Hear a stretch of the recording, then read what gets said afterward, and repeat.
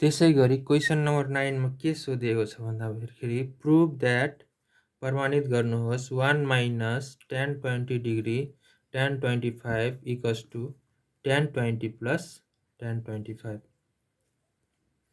अब यसलाई कसरी प्रुभ गर्छौ त अब डिग्री हेर्छौ कति रहेछ डिग्रीहरु 20 र 25 भनेपछि यसलाई हामी के गर्छौ त 20 plus 25 equals to 45 लेख्छौ।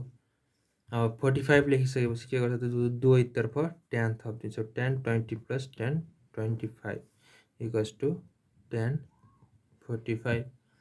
त्यसैगरी tan अब हामी यसमा चाहिँ tan a plus b को फर्मुला एप्लाई गर्छौ tan a plus b equals to के हुन्छ त equals to tan a plus tan b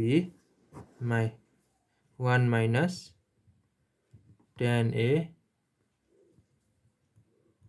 tan b हुन्छ यो फर्मुला हामी एप्लाई गर्छौ हो। अब त्यही tan a plus b को फर्मुला एप्लाई गर्दाखेरि tan 20 plus tan 25 divided by 1 minus tan 20 tan 25 equals to tan 45 भनेको कति हो त 1 हो 1।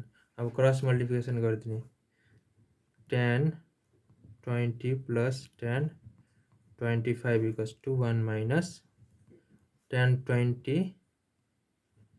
tan 25 यो चाहिँ 25 tan 25।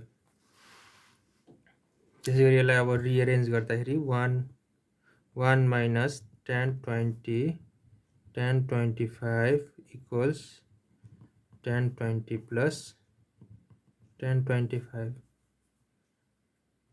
Hence proved